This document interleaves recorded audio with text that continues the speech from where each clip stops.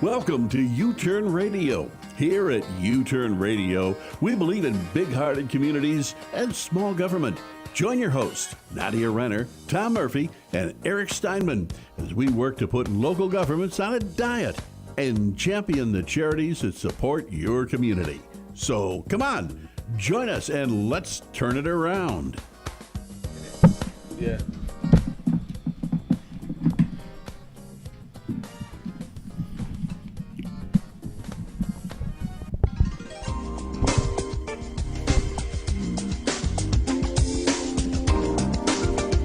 Welcome to youTurn Radio.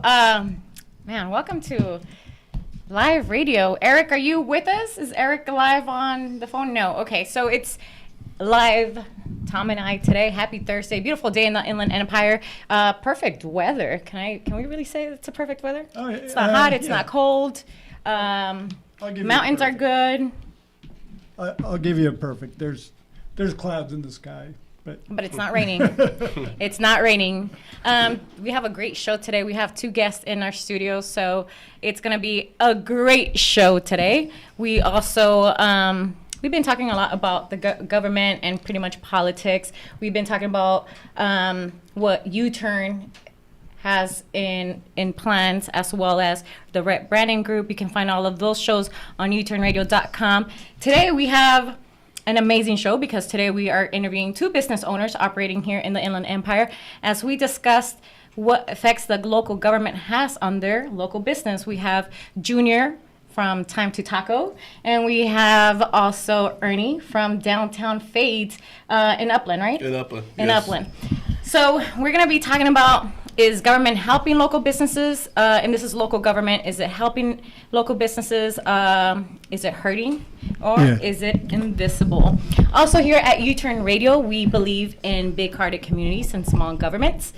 So why don't you tell them about the big-hearted community that we believe in? Yeah, we have two-pronged mission, big-hearted communities and small governments. And so for big-hearted communities, what we offer is any listener that calls in during the show, we do a little spin for charity. Okay.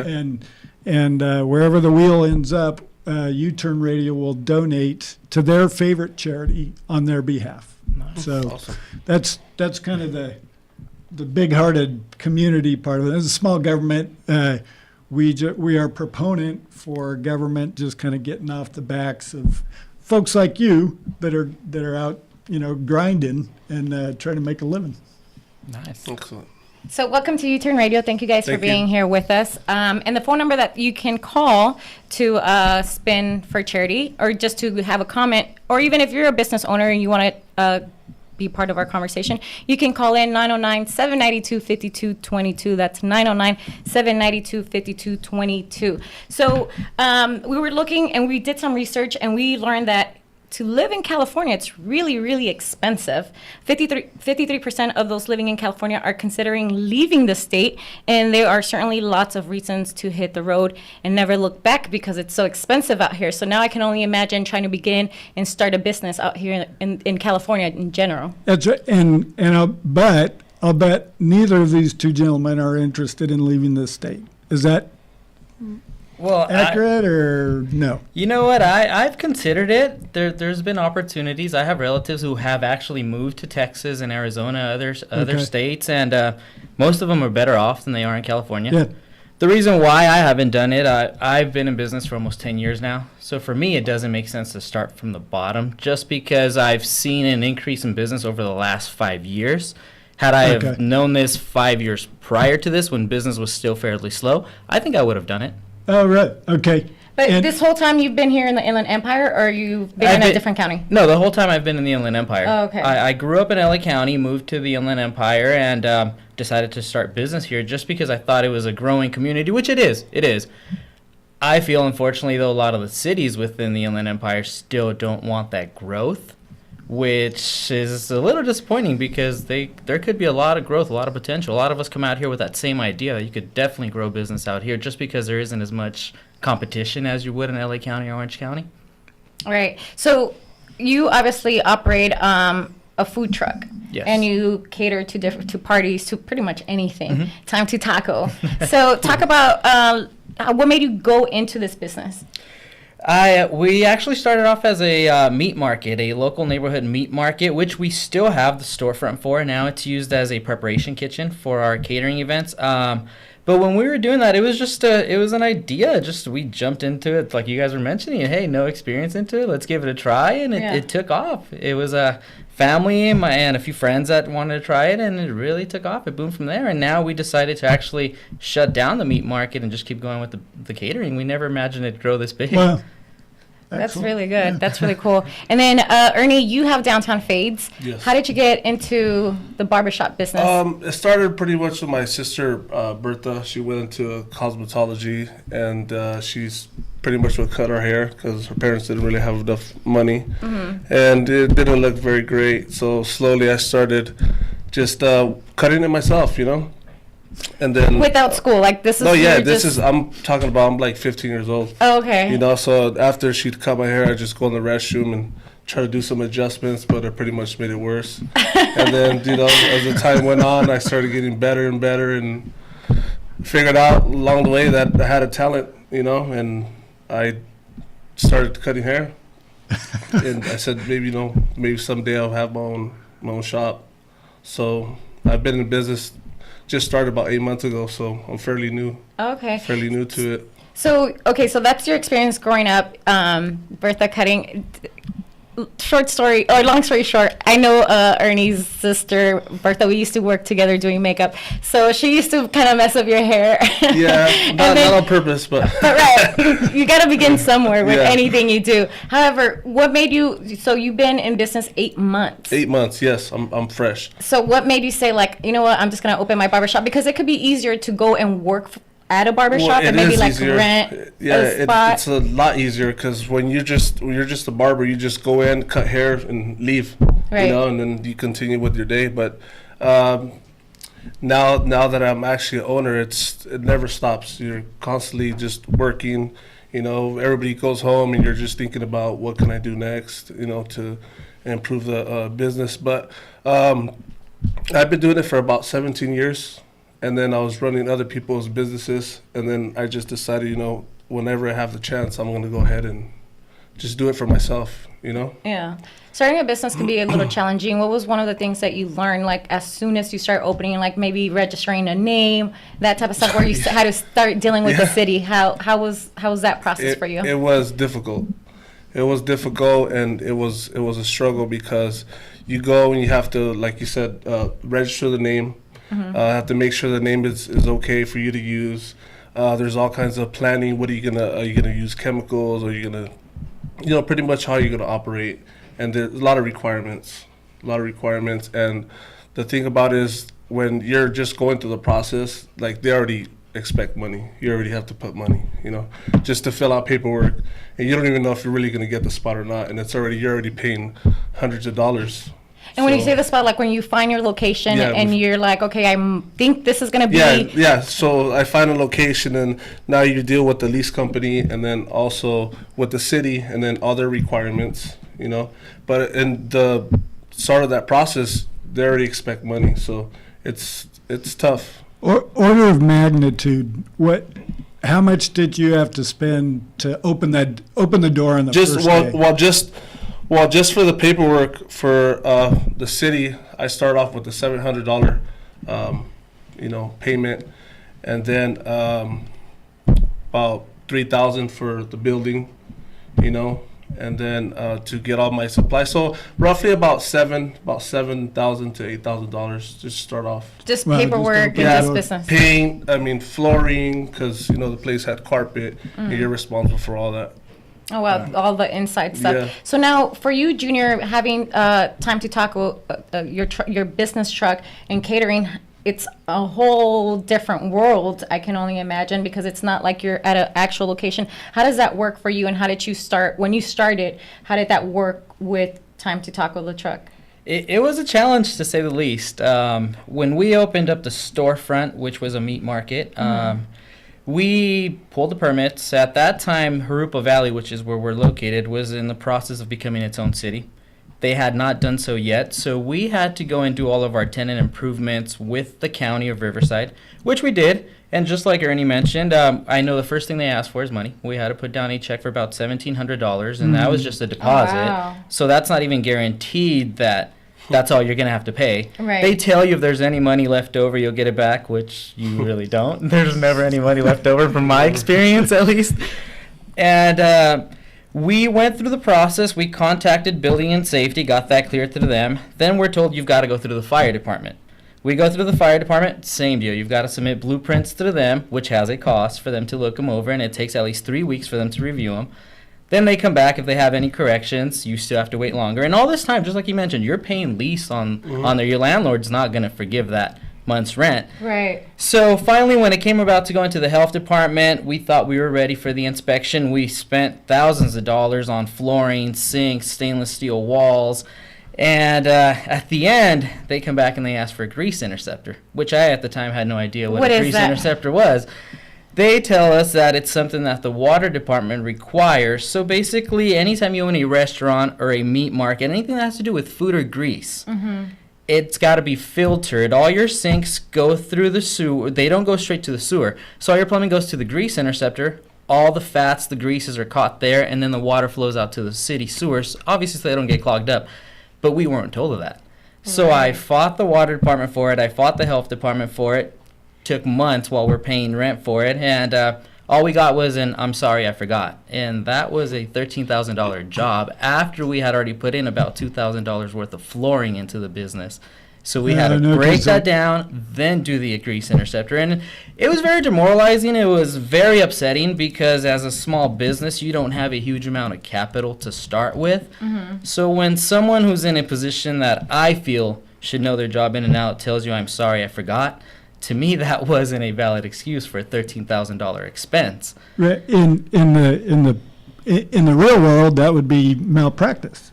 And I felt like it was. And I did consult an attorney. About that, and the issue that I was told was, and it makes sense, I was told that no attorney would basically want to take on a case against the county in which they work for, which makes sense in a way to me. I was surprised to hear that answer, but in hindsight, it made sense. So that was the meat market aspect of it. From then, when we moved on to the food truck, I thought I had learned my lesson. I said I better talk to everyone's supervisor. I better check all the details on it. So I find out that the county of Riverside started allowing food trucks as of 2014. I go and do my homework. I find out exactly what the requirements are for the food truck to pass inspection. We do that. We found out you've got to get your tanks tested so you can make sure there's no bacteria, no E. coli in them. That's about $100.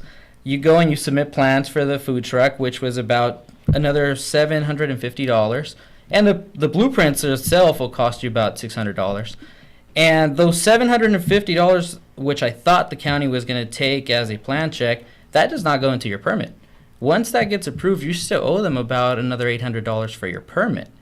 So we pay all this, and I'm finally thinking, okay, we got it taken care of. We're going to start operating, because to me, a permit within the county means you can literally operate everywhere within the county. Right. But boy, was I wrong with that.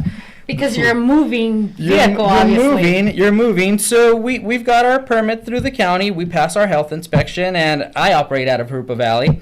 I park in Harupa Valley, start doing business, and then, of course, we have code enforcement come by asking us for our permits. We show them our county permit, and they tell us that's not valid for them. That's a county. They're the city of Harupa Valley. You've got to have a permit through them.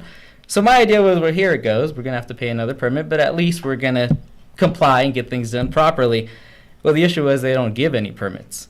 So I go in Eastville, Harupa Valley, Corona. I even went down to the city of Riverside. They don't allow food trucks. So the county sells you a permit that essentially you couldn't operate anywhere within the cities. No way! Oh, I couldn't believe myself. My whole thought was, here it goes. I thought I did my homework on this one. So, wow. So you get a permit from the county so you could go out in the unincorporated area, out in the desert somewhere where there's no one there. So my idea is, who are you going to sell food to out there? There's not even like a club where they would come out and like sell stuff. There was nothing. So I take it up, and when I brought it up to the city of Jurupa Valley, because my main interest was operating in Jurupa Valley. We had already been in business at this point for about 5 years, and we had built up relationships with people in the community. It's a very small community, close-knit community, and we had a lot of support. We had a lot of support from the people there, so we wanted to stay in that area.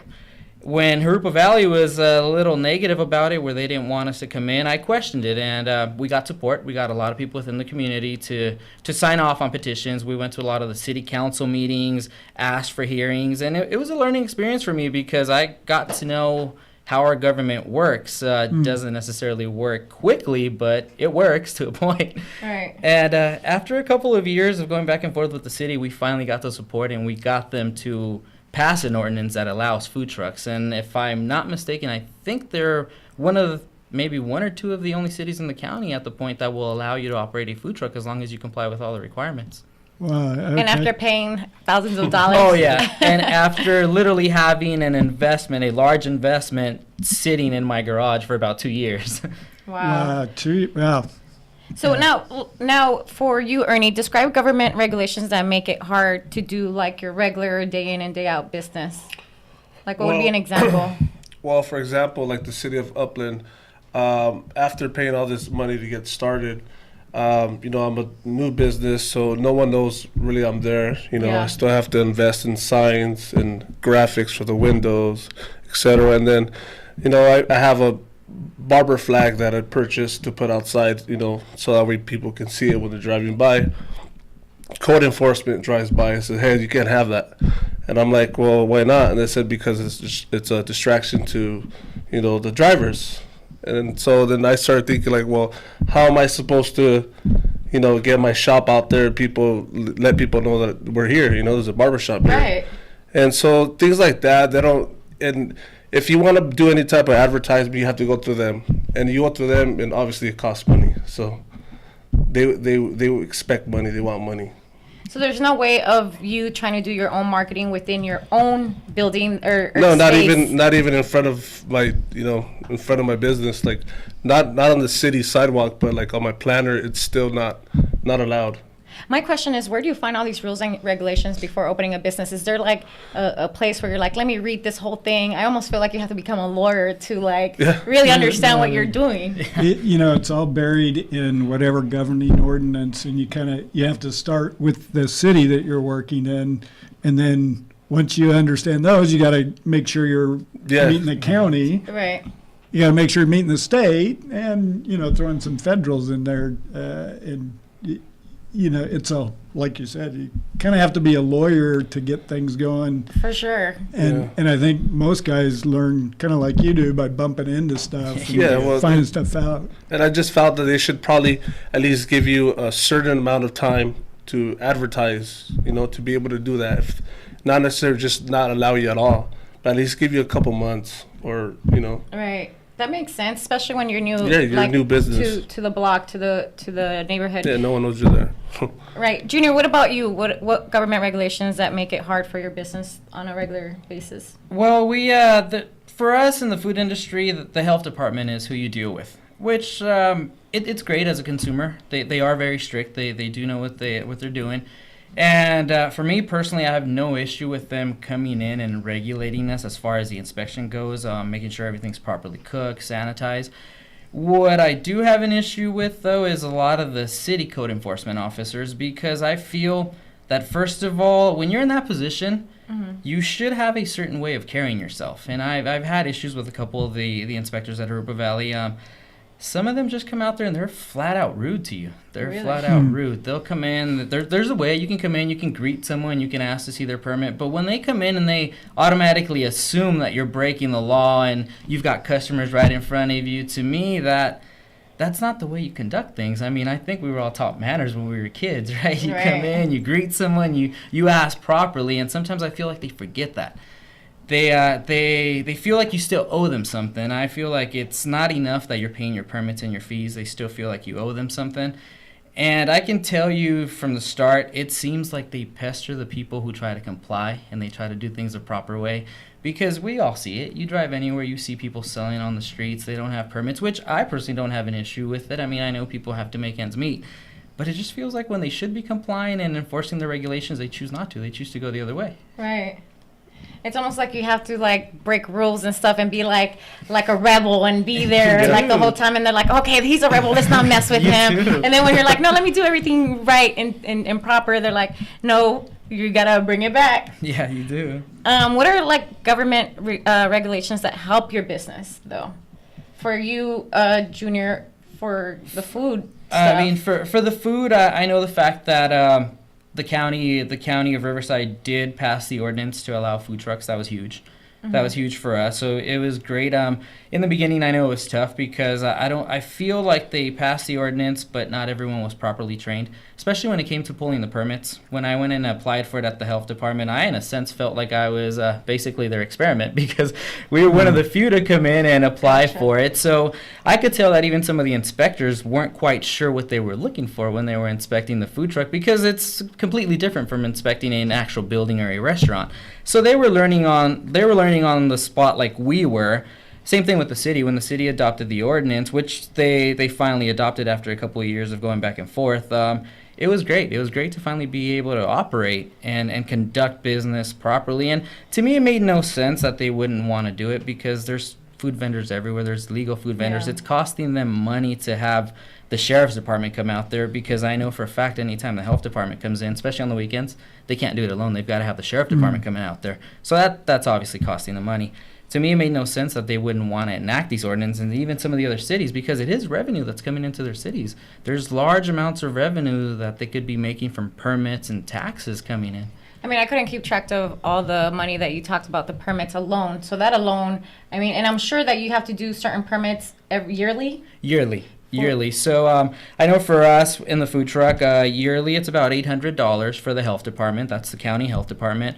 Within the city of Jurupa Valley, that permit is, I believe, $220 a year to renew. But at that point, these are renewals. When you start off, you've got to pay your plant check fees, and that's obviously a lot more expensive. What about for you, Ernie?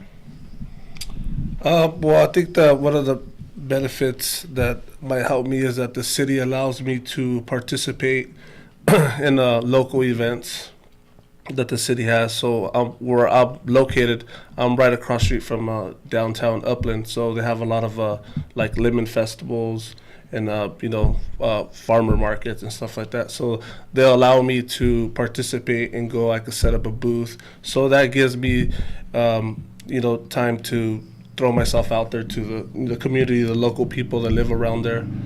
So I mean, that's pretty much like a benefit that I have as far as working with government. All right, so we're going to cut into a commercial break. We're going to come back with more U-Turn. Is local government helping local businesses? More on U-Turn. Welcome back to U-Turn Radio. Today we have a great show. We're talking about local businesses and how local government, if it's helping or if it's not helping. And so far we've learned how expensive it is to open a business, how many permits you have to pull, especially if you're somebody like our guest, Junior.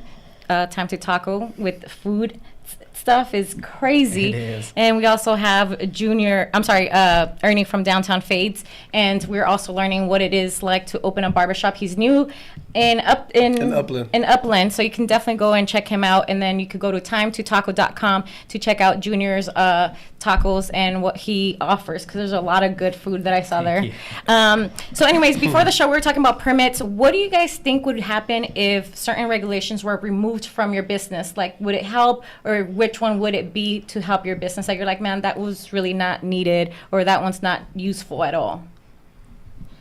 I think for me, if we could have one permit apply for all the cities within the county, that would be very helpful. Because I know as far as a food truck goes, some cities don't allow you to operate flat out. But on the catering side of our business, where we come in and we cater private properties, all the cities which we go into require a license and a permit through that city. So I find myself literally with a wall full of permits from all the cities that we go to, and sometimes it's not so much the cost, because some of them are very reasonable. If you're coming in there for one day, maybe about $10, $15, which is reasonable. But to me, I feel like that paperwork side of the business takes away from my production. I love what I do, and I'd much rather be out there catering, networking, meeting people, instead of literally stuck running errands all day, filing paperwork just to pull a permit, which is going to cost $10. I feel that if we had one permit that was valid throughout the whole county, that would be great for a lot of us food vendors. I think that's a great point, is that there's no consideration, I think, on the government side of the cost that it costs you guys to come get a permit. It's like, okay, I'll give you my $10 for my permit, but now here's the bill for my time that it takes me to get it out of you guys. And that's, It does, and it's funny that you mentioned that, because we catered a wedding in Barstow at the Harvey House not too long ago, which is a great place, very historic, and I found out we needed to apply for it. Well, I found out I couldn't do it online. So I'm stuck here in Napa Valley, and I've got to drive out to Barstow. It literally took me the whole day to get there and back, lost the whole day of work, had to pay someone else to do work that I could have done, which, not to say that you don't want to pay someone an extra salary, but when you're a small business, sometimes it's tough to keep up with all the expenses, especially if you're a business where you're an owner-operator. And, it was ridiculous. On the way back, I was laughing because that permit cost maybe $25, but it cost me $65 in diesel to get there and back. So it really made no sense. Plus the time. So it made no sense to me. But it's just, you learn to deal with it. You definitely want to comply. You want to make sure that you're complying with those regulations. I feel it'd be a lot easier if there was one permit you renew yearly and you're good for the entire year. And for the whole county. What about for you, Ernie? Is there something that you're like, man? I agree with Junior. If they made it just a one-time deal where you pay all your fees and you get all your paperwork and they let you go on and just start off. Especially somebody like myself that I never had a business before, and then I started by myself, and then I opened up shop. And then I still have to go to the city and do paperwork, so I have to lock up my business because I don't have any employees. Right. I don't have anybody to watch it, so that takes time. And then for that one person that drove by and saw my shop and stopped, I wasn't there. I'm losing out on that. Yeah. And no one pays you back for that. Right. And that's already money and customers that you've already lost. Oh, for sure. I can only imagine. Let me float a question for you. I'm obviously, Junior, you deal with the health department. Ernie, I'm assuming you probably have some issues with the health department. But let's say I was king for the day and I said, okay, most if not all of the health regulations that you have to comply with, I'm actually going to throw those in the trash. So you don't have to comply with those regulations if you don't want to. I'm not proposing. This is a theoretical thing. So now as a business owner, you're operating in this world where, hey, I could not comply, but what's the cost to my business if I don't comply with a healthy approach to food? Well, I know for me in the food industry, I don't have an issue with the health department being as strict as they are, because I see it as a consumer as well. I go out and eat at restaurants all the time. You definitely want to make sure that they're using a certain level of hygiene to what they're preparing, and you do want to make sure that they're compliant to the proper temperatures, because none of us want to get food poisoning. I'm sure we've all had it at one point in our life, and it's definitely not fun. Right. So from that aspect, and I also know for my business, the fact that we do have a health department permit and we do comply with the regulations, it's actually a great point, because we cater at a lot of universities, we do cater at churches and different buildings that are part of the government. We've actually catered for the county. We were lucky enough to cater their employee party for the holidays, and that's the main thing they ask for. They definitely want to make sure that they're hiring someone with a proper license and someone who's got proper certification to do it. So for our business, I feel that the fact that we do have a certificate from the health department is actually beneficial. The fact that the cities want their own permits and the way it is enforced, that's the problem. I think it could be done differently. Yeah, I think my point there is, if there are no regulations and you still want to provide food, it's going to be a cost to your business if you provide food that makes people sick. You're going to go out of business like really fast. You know what I'm saying? Your reputation is going to be gone. So I'm certain So the point is, I think the market can do a really good job of regulating bad health Yes. out of the market because, especially with social media now, it's like, don't go to that place. They make you sick. Oh yeah, definitely. And I know for us, a part of the requirement to also get your health department permit is that same deal, food poisoning. They want to make sure that the county's not liable for it. So in order for you to be able to get a permit for a food truck, you've got to have general business liability insurance for at least $1 million in coverage. So the county just wants to make sure they aren't liable. They gave you a permit, but it's like, hey, you know what? They're the ones that are responsible. Don't come after the county. And to me, it's peace of mind as a business owner. It is peace of mind because you do know that if there is an instance where, knock on wood, you have a lawsuit, then it's going to be something that's more than likely going to put you out of business. And just the fact that you do have that insurance is peace of mind, but it's also not cheap. Insurance is never cheap when you're looking at a coverage for $1 million. Yeah, no, and that's an interesting point that you get a permit from the county, but you can't sue the county. No. That's what I was told. You get sued. Well, even what we learned, it's that even if you were to hire a lawyer that works in that county, they don't want to go against the county. Yeah. Yeah. What about for you, Ernie? What are things that you would say, like if government were to take this away from a barbershop business, this would work a lot better because it's not needed?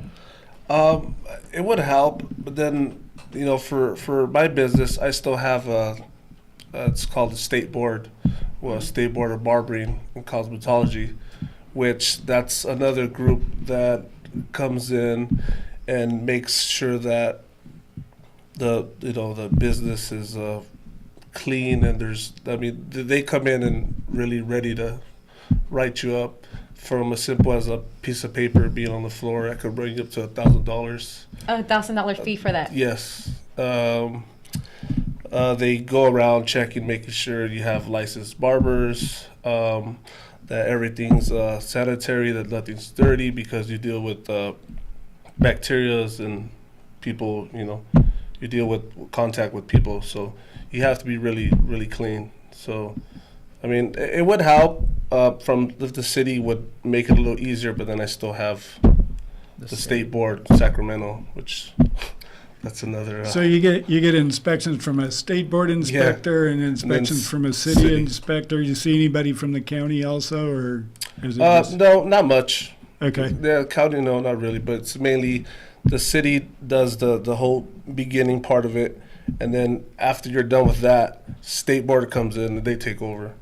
Okay. And these inspections, they happen whenever, like it's not like they're It's going to give you. No, it's they random for both. They don't call you and say, hey, we're coming in, so try to make sure because we don't want to give you too many fees. Right. They come in as soon as they walk in, they start taking pictures. That's what they do. They take pictures of you, and they check your ID, make sure that you're the person operated under that license, and they go around and check everything.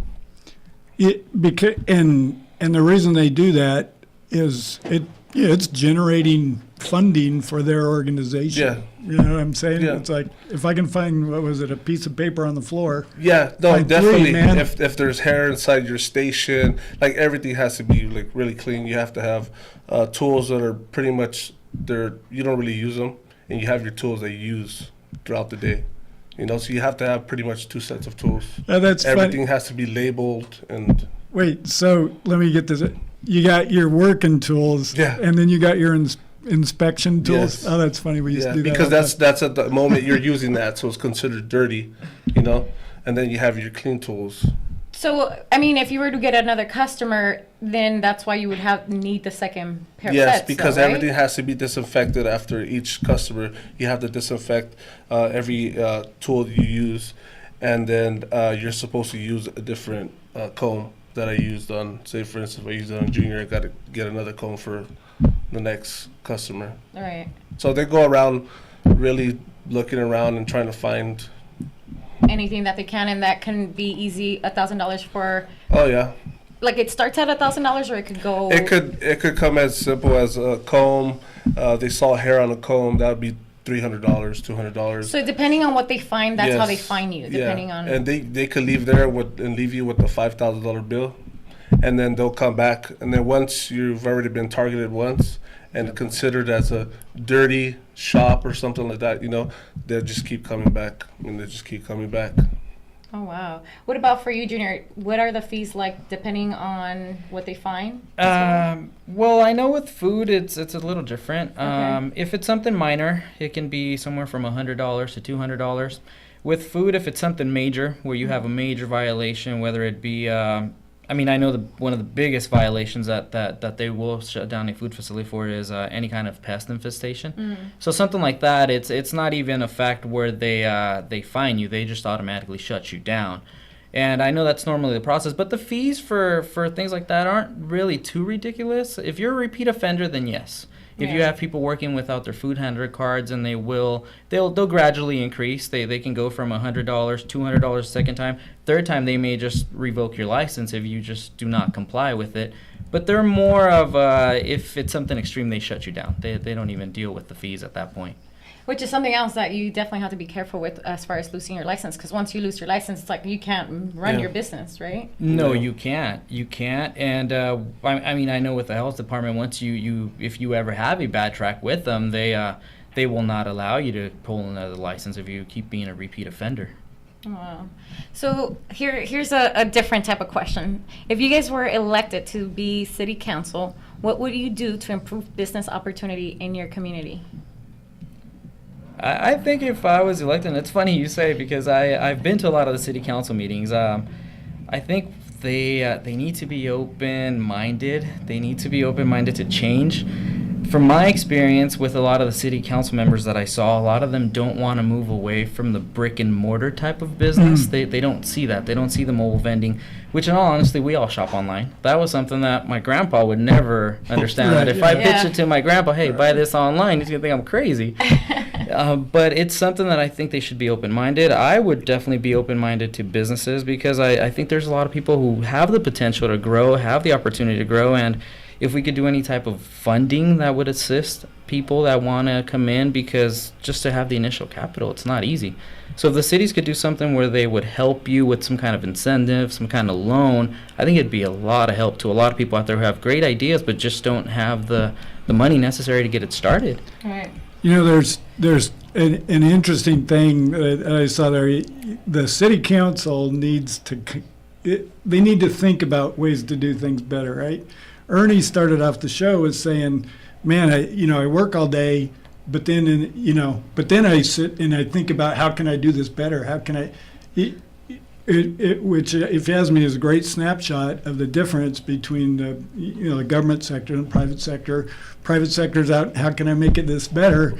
And government is just like, hey, let's, we got our book, let's stick to our book, and don't ask me to do anything outside of the order. I definitely agree with that. Just like Ernie was mentioning, that I find myself doing the same thing. I'm sitting there. I'm usually one of the first ones to get in the mornings. I'm the last one to leave at night, and you're constantly brainstorming. If something doesn't work, then you've got to get it corrected, because it's got to work. That's your business. That's your income.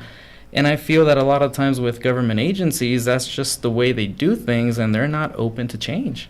And that's, like you said, that stifles it, and it's not a benefit for them, because as they stifle business innovation with regulations, that type of thing, like I said, there's taxes they're not getting, there's new business revenue that they're not getting from business license and that type of thing.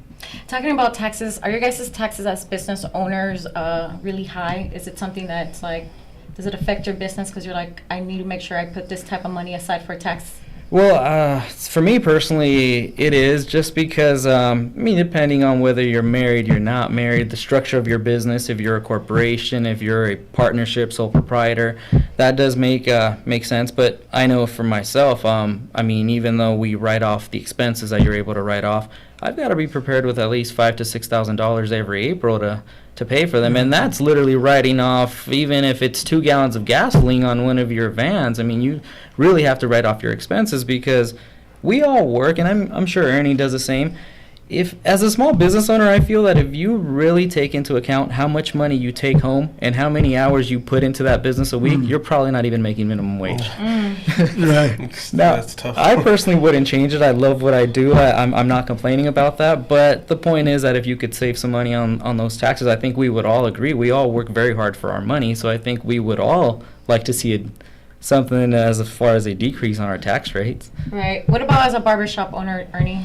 Yeah, well, I'm not quite there yet because, like I said, I just have 8 months Right. into it. But I hear that it could be expensive, and they just advised me to, like Junior is saying, try to get your tax write-offs on, accurate as far as like what we purchase for disinfectant stuff that we use, to be clean and stuff. But soon to find out how expensive it'll be. But even again, kind of going back to the productivity, every moment that you spend tracking expenses because I got to write this off is a cost that's sunk. It is. And it takes away from the productivity and the energy that you want to invest in. How can I make things better? It's definitely like having a separate position from being a business owner and running, like from learning how permits, learning fees, going back and forth with the city. I mean, that's definitely another full-time for your business. employees, Definitely. What about knowing what you guys know now? If you guys could go back in time, would you guys start? I'll ask you this one first because I know Ernie just started. But Junior, would you like do it all over again? As much as you've gone through all the permits you had to pull, being new to the city. Well, you know what? I would like to say that I wouldn't, which I think it's probably a benefit that I didn't know. Yeah. Because I'm very happy with how business is going now. It was Right. very frustrating at the time, but it's worth it. At the end, it's worth it. We're growing. It's a business that we're looking into getting a second food truck, and we're hiring extra staff. So now we're very happy with the results. But I'm actually kind of glad that I didn't know that in the beginning because I would have probably shied away from it. I mean, if someone tells me you're going to go and purchase a food truck for about $50,000 and it's going to sit in your garage for 2 years, but don't worry, it'll get better, I'd call them crazy and run at that moment. For sure. What about you, Ernie? Like, you started your business. You said you have 8 months. Downtown Fate. How is your experience so far within your 8 months? It's at times, like I said, you get tired, mentally tired, because you're just trying to think about what you can do different tomorrow. But I don't think I would change anything. I think I would still go for it because I feel at the end of the day everything's gonna be worth it because we're growing. It's only been 8 months and we've been growing fast. From your opinion, Tom, we've learned from Ernie and Junior from having a barbershop and having a taco truck. Do you think government is helping, hurting? Is it invisible? I think the two things I hear from both of these gentlemen is that the value of their own personal time. And so I would say that government is hurting because they don't recognize and honor the value of the personal time that business owners invest in complying with whatever regulation that they have to be. So, I hear them kind of both say, man, if I could just get the one permit and kind of And be that's done it. with that, Yeah. that to me says my time is really valuable here. It is. And so I think that would, to a certain extent, that would be the biggest, gotcha in terms of government regulation is this is killing our productivity and the time that we can invest into what we really want to do is, Right. give people service care.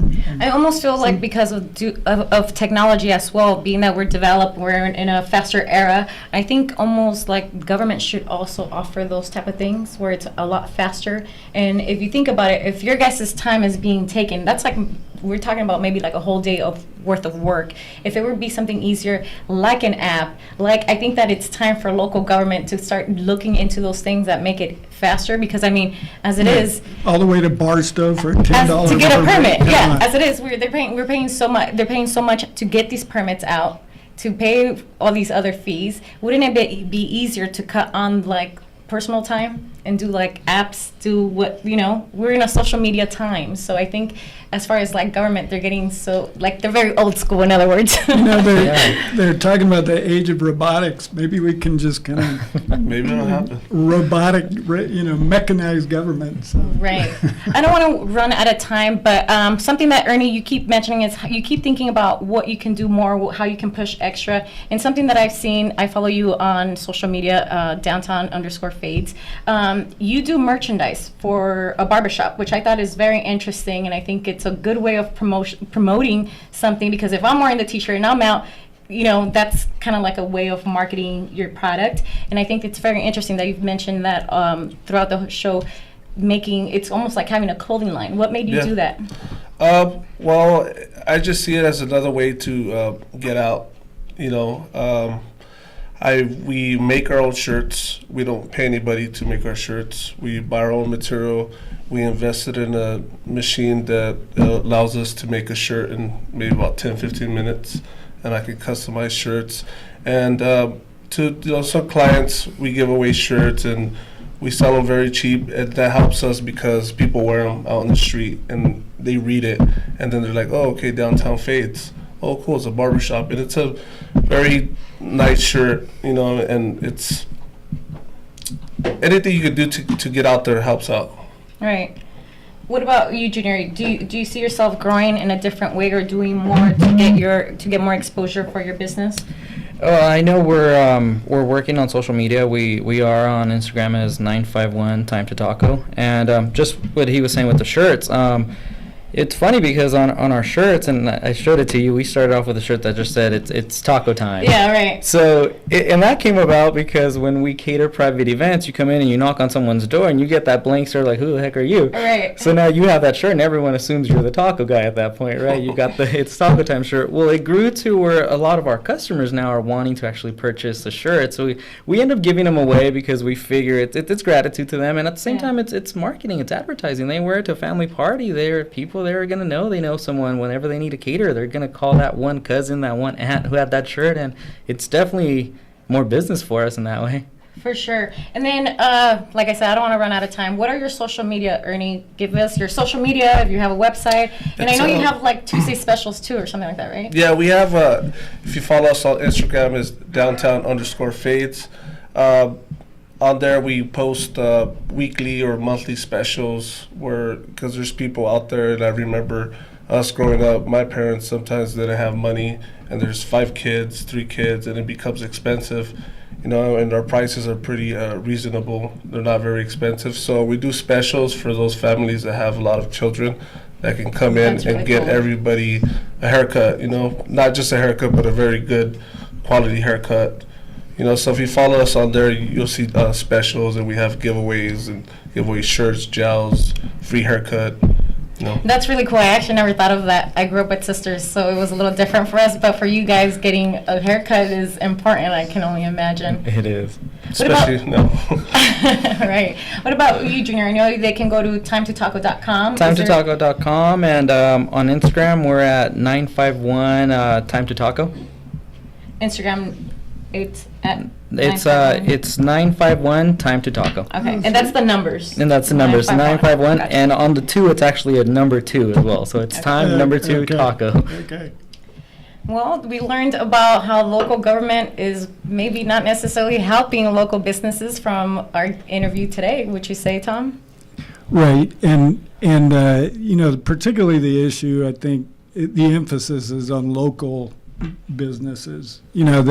I think you see government, if you will, really reaching out for the Amazons and FedExes and stuff like that, and you see, councilmen or supervisors, hey, we're trying to bring in that's not, these are the folks that a small government approach is going to help, because if you have a small government, they just don't have the bandwidth to tamp down these guys' entrepreneurial spirit. Absolutely. So I want to thank Ernie and Junior for being with us today. Thank you for your time, and thank you for being here on youTurn Radio with us. And also something that I could definitely say is when it's time to go vote for council people or any local government stuff, and you're an entrepreneur, you want to become one, this is so key. Yeah. to go out and vote and be part of, and also go to the council meetings. How important was that we learned today? Yeah. For more U-Turn, make sure you go to youturnradio.com. Thank you. That's all for us today.